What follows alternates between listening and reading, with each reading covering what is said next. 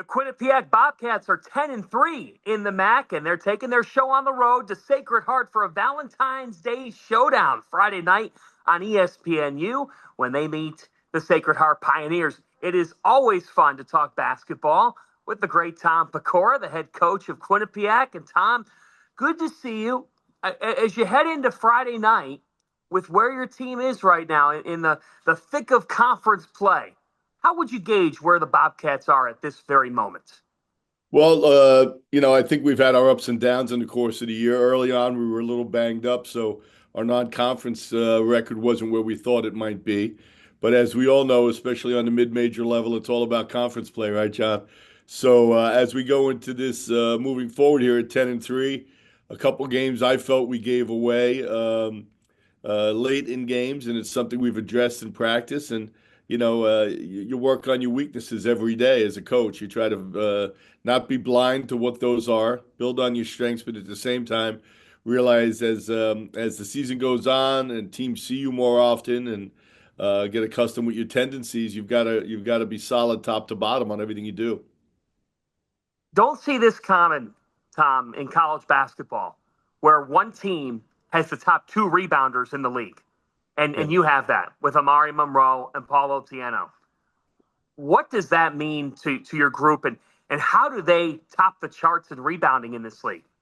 Well, we miss a lot, and we get a good number of offensive rebounds. It's almost like shots on goal in a hockey game sometimes.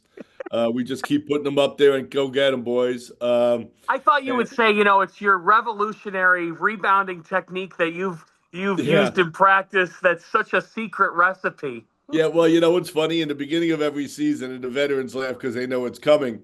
I bring a basketball out and I tape a couple $10 bills to it, and I throw it up and I tell them to go get it.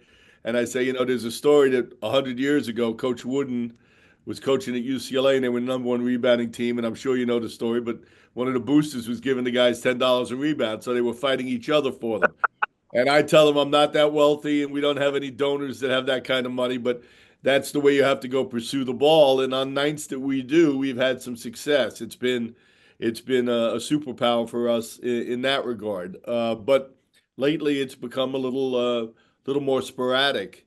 Obviously, teams are focusing on that and putting bodies on us, but those two young men are physical specimens. Paulo Tiano at every bit of 6'8" and cut out of stone.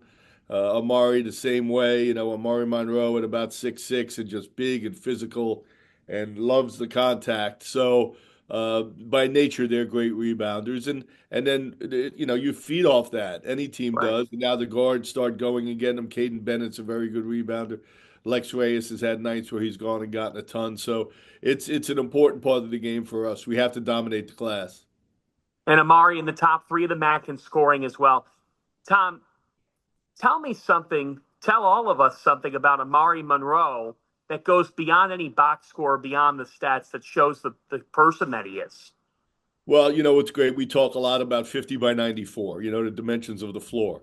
And you have to be a different person there. Myself, all the way down through staff and players, when you get into the arena of competition, you got to be a little rougher, a little harder, and a little more gritty than you might be in the course of day to day. Let's walk around here on campus, smile at everyone, say good morning, and all of that. You get on the floor, you play with good sportsmanship, but you got to play with an edge if you're going to win on this level. And I think Amari is a great example of that. His ability to really crank it up on the basketball court. But when you see him on campus, he's beloved by everyone he's around. He's soft spoken. He's a gentleman. He's a good student. So he kind of checks all the boxes. Both he and Paul are the same way. They're intimidating physically, and we have a number of guys that look that way. But off the court, we insist they try to carry themselves like gentlemen. And you've got the conference's second assist leader in Savion Lewis. We talked in the preseason about his ability to create. He's coming off an 11 assist performance over the weekend. What impresses you the most about Savion's ability? Yeah, well, Savion, I kid around because we've known each other for so long. Because of his injuries, has been able to be here for his seventh year. And I knew him through high school. His high school coach, I actually taught when I was a junior high teacher, first out of college. So I have a long-standing relationship with him. So I always say I knew him when he was a little guy. Now I know him when he's a grown man. Um, ultra competitor. Just I have to battle with him to keep him off the floor, doing extra work and things of that nature, just to keep himself healthy. He's had an Achilles, he had two knee issues. So, but he loves the game of basketball. He is so passionate about it. I've never been around a player more passionate than him, and that energy rubs off on everyone. And I think him and Makai Connor will have a great matchup with two outstanding young point guards this weekend when we go into Sacred Heart. You said you were a junior high teacher when you got out of college. What were you teaching? I was teaching health and phys ed, and everyone in health got an A or a B. So I was the famous health teacher. There were two of us at the time in Garden City High School, and the other health teacher he was an outstanding teacher. But I was concerned because I think I took his final once and I got a 70 on it. So I was like, boy, his class is a lot harder than mine. But those are the good old days. And had I stayed teaching, I'd be retired, John. Look at me coaching and still working.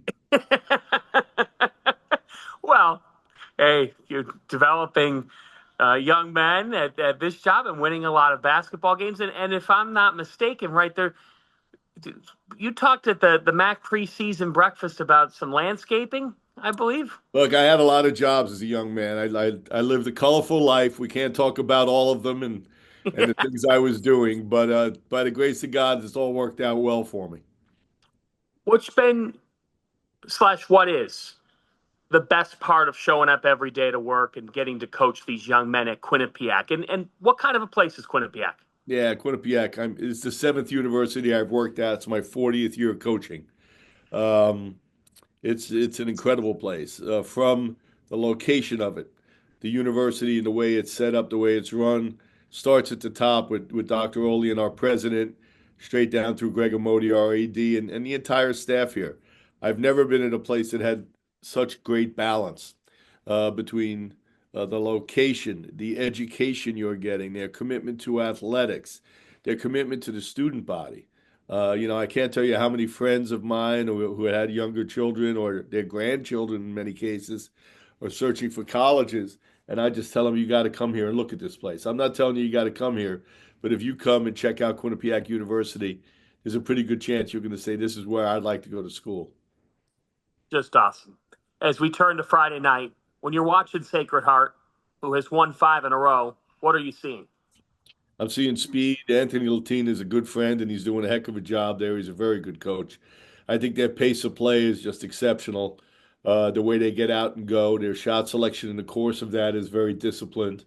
And like I said, Makai Connor's doing a great job distributing the basketball for them, and their entire team. When you look at their ability to score the basketball quickly, you have to. It's almost like a boxing match where you got to keep them on the ropes. You can't fight this fight in the middle of the ring and make it all about quickness and speed. You have to slow down their pace. You've got to just have some rhythm breakers in there, and just try to take their legs away during stretches of the game. I'm going to go rapid fire with you to close. If you're in the car and you could listen to any band, artist all time, who are you listening to? Rolling Stones. The best dinner that Tom Pecora can have. What's the meal? Well, it would probably be something either my mom or my wife, even though they're both Irish. They both make pretty good chicken parmesan. And does Tom Pecora have a hidden talent or a hobby?